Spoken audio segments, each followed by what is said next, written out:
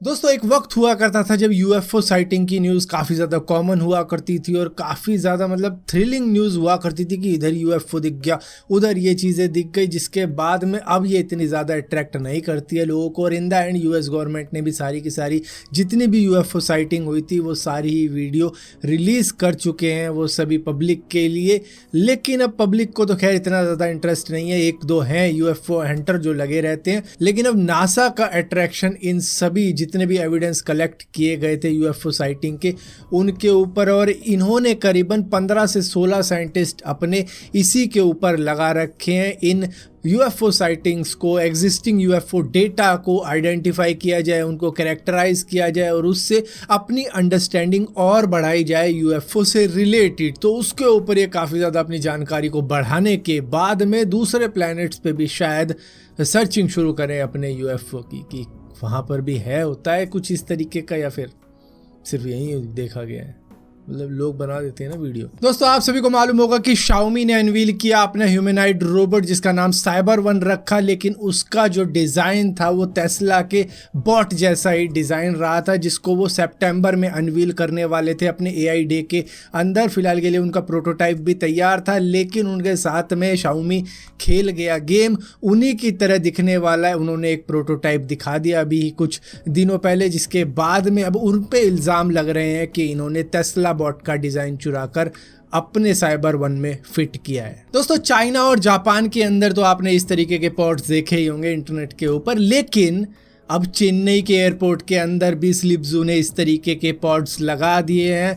ये इस वजह से लगाए गए हैं, दरअसल क्या होता है कि जब लोग अपनी फ़्लाइट का वेट कर रहे होते हैं और उनको घंटों हो जाते हैं और कुर्सी पर बैठे बैठे, वेटिंग एरिया में बैठे बैठे दिमाग सड़ जाता है भैया, सोना भी होता है, लेटना भी होता है, क्योंकि वो हो सकता है कहीं दूर से ट्रैवल करते हुए आए हों, अब यहाँ पे उनकी एक और फ्लाइट हो। तो इसी को देखते हुए ये स्लीपिंग पॉड्स लगाए गए हैं वहाँ पे। इसके अंदर USB चार्जर भी है, लगेज स्टोरेज भी है, AC भी है, ब्लोअर भी है और कई सारी फैसिलिटीज़ मौजूद है। तो बंदे को अगर आराम चाहिए तो इसमें जाके भी सो सकता है, शायद एक्स्ट्रा पैसे देने पड़ेंगे। इसके अंदर एक बच्चा आ सकता है, एक एडल्ट आ सकता है, मतलब 2 जने सो सकते हैं इसके अंदर। और अगर सोना भी नहीं है तो मतलब टांगे फैला के लेट के आराम करके अपनी फ्लाइट का इंतजार ही कर सकते हो। दोस्तों हम में से बहुत से लोग ऐसे हैं जो कि सोडा ड्रिंक, शुगरी ड्रिंक पीने का बड़ा शौक रखते हैं। मतलब कहीं भी गए, कहीं से पेप्सी ले ली, कहीं से कोका कोला ले ली, इसी तरीके की कुछ भी सॉफ्ट ड्रिंक ले ली और पी के एंजॉय भी कर लेते हैं। लेकिन इन्हीं के ऊपर एक एक्सपेरिमेंट भी किया गया है ब्राज़ील के साइंटिस्ट द्वारा, जो कि चूहों के ऊपर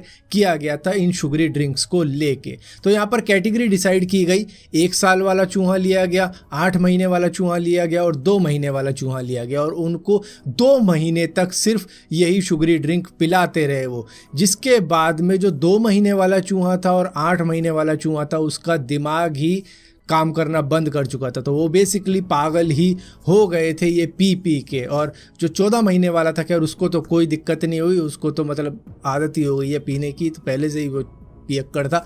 तो खैर ये जो 2 महीने वाले थे और 8 महीने वाले चूहे थे, उनके दिमाग पर इसका असर हुआ है। तो उसको देखते हुए इनका कहना ये भी है कि शायद इसका असर बच्चों पर भी पड़ता होगा। जो छोटे बच्चे काफ़ी ज़्यादा सॉफ्ट ड्रिंक वगैरह पीते हैं, मतलब एडिक्ट हो चुके हैं, उनके ऊपर तो पड़ता होगा। एक तो मोटे भी जल्दी हो जाते हैं और ऊपर से दिमाग पे भी असर पड़ता होगा। मतलब दिमाग उतना ज़्यादा इंटेलिजेंट नहीं रहता होगा जितना दूसरे बच्चों का रहता है। दोस्तों इंटरनेट के ऊपर अब तक बहुत सी स्टोरी देखी है हमने, फेक पुलिस की, फेक सोल्जर की, फेक IAS की, तो इसी तरीके की बहुत सारी स्टोरी देखी है। लेकिन बिहार के अंदर से एक नया मामला सामने आया है कि पूरा का पूरा नकली पुलिस स्टेशन ही चलाया जा रहा था 8 बंदों द्वारा। उनके पास में यूनिफॉर्म भी थी, रैंक बैजेस भी थे और पिस्तौल वगैरह भी वो कैरी कर रहे थे। पूरा का पूरा स्टेशन ही फेक था, एक भी असली पुलिस वाला इसमें नहीं था। और लोगों के काम करवाने के लिए ये पैसे भी लिया करते थे और उनका काम कभी होता नहीं था, और होता भी था तो फिर वैसे वाला ही होता था कि पुलिस वाला जाके कहीं पे